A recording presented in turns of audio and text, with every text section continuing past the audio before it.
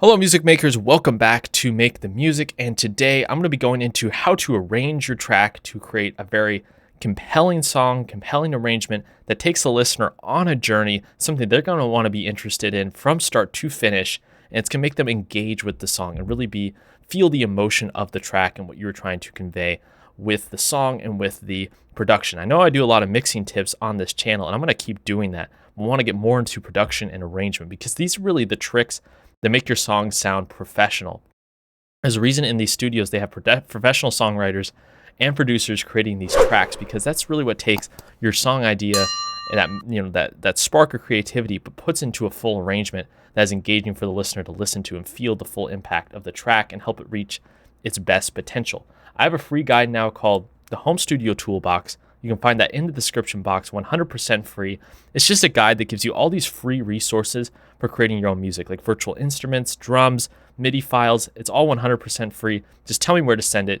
Go to the description box there. Anyways, let's get into this arrangement of this song. This is one of the songs I recently released, and I was a really good example of how to put together a compelling arrangement that takes your listener on a journey. So if you look at my track here, you want to have this almost reverse triangle shape, where as you go through the song, more and more production elements are added. Now I'm going to show you why you need to be strategic about which production elements to add, how to do it, what the right approach is. But I'm going to show you what the beginning of this song is like and how I build this song throughout the entire track. So this song just starts out with a basic acoustic guitar and vocal. That's it. So you can listen here.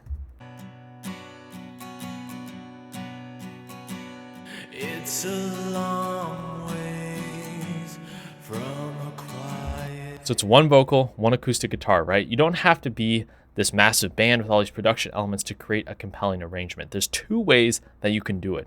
One through dynamics, two through production, and then a combination of them. So right, three different ways, right? One where, let's say you're a band where you're like a punk rock band, you got one guitarist, one bassist, a drummer, and a vocalist. Well, you don't have to add all this extra production to get your song to sound good. You just need to play with dynamics throughout the recording. In the verses, bring it down a bit. In the choruses, start playing louder, right?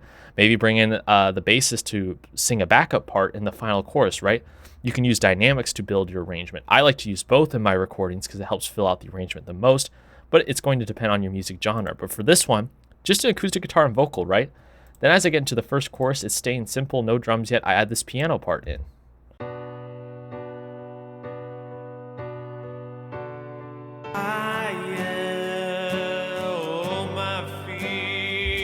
So in the chorus one, we just got an acoustic guitar, piano, and vocal. Very simple, right?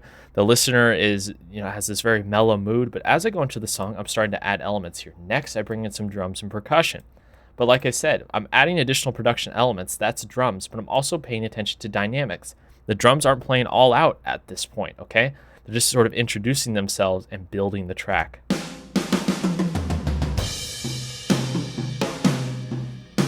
Riding the tom, right? Not hitting the crashes all the time, right? It's introducing that element in there. And so as we go into this second verse, a couple things are getting added here, right? We have this bass guitar, so that's filling out the low end. So that's a new part of the song that's exciting, as well as this electric guitar panned on the right side of the track, right? So when there's just one element on the right side and then I add these guitars in, there's one in the center, one on the left, the listener goes, oh, that's interesting, it feels fuller. They may not consciously know like another guitar part's coming in, but if you go with just having something, one thing in the right channel, then adding them both in the channel, the left channel, then it's gonna sound like it's fuller, more interesting.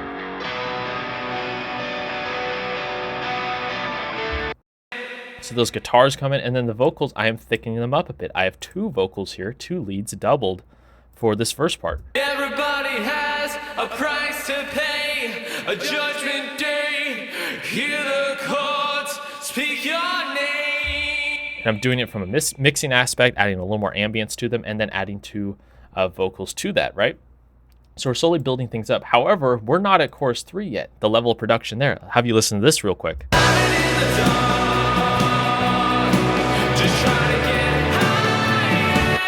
That's our final destination, right? And that is a ton of production, but we're building it. We're taking the listener on a journey. I just didn't start there right out of the gate, right? Because if you start at the very highest point of all this production, then there's nowhere to go, right? You need to have somewhere to go in your track. You notice as I build into chorus 2, we're adding a few more things in here. I'm adding some string elements. I got some synths and some fake choirs here, right? In terms of dynamics, even with those fake choirs, I have a crossfade on. They're slowly fading in volume as we head into that second chorus.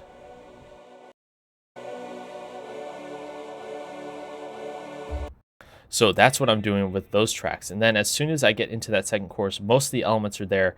Then all the elements are going to be in chorus 3. And here's another part when it comes to adding production, right? There's a lot of production in this track. The key is adding the parts that complement the song, but aren't redundant, aren't overly redundant, right? And this is the best case, I think, is with the guitar parts here. Now, this is going to depend heavily on your genre, but for example, with my guitars, I have a different sound right and left.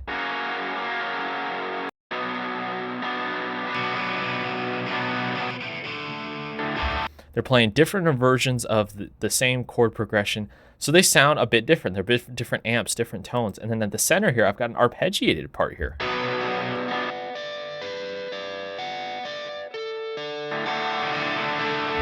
And then I add eventually in this lead part, which is like a very distorted, DI-ish sounding.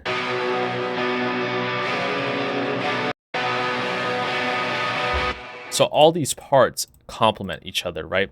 It's not just one part, just double, triple, quadruple. I know that's the instinct when you start getting into recording. It's like, oh wow, double guitars, that sounds great. What if I do 4? What if I do 6? What if I do 8?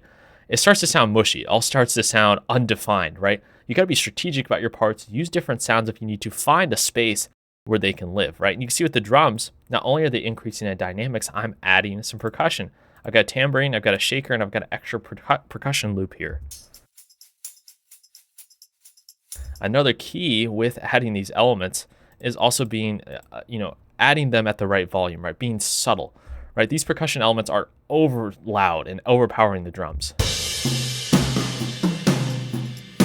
Kick and snare are still very prevalent. Toms are still very prevalent, but they're adding just a little bit, right? A little bit goes a long ways with these production elements.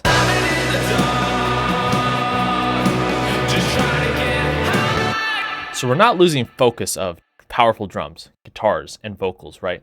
Which I'm adding tons of layers of too, right? I've got 4 mains here. These are actually comp down backup vocals, which were probably 20 tracks. In the dark,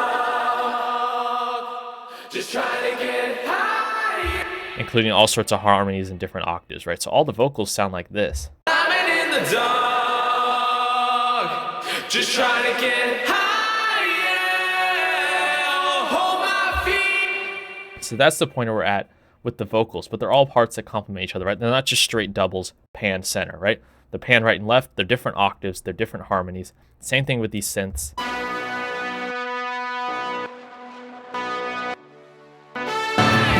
They're not just redundant doubles of anything. So I'm adding more production elements that complement each other, panning them in the ways that complement each other, and then playing harder to add the dynamics. And that's how you create that full, compelling arrangement that when you finally mix it properly, really engages the listener. And you can see here, as I head into the outro of the track, things start to die down, things start to fade out.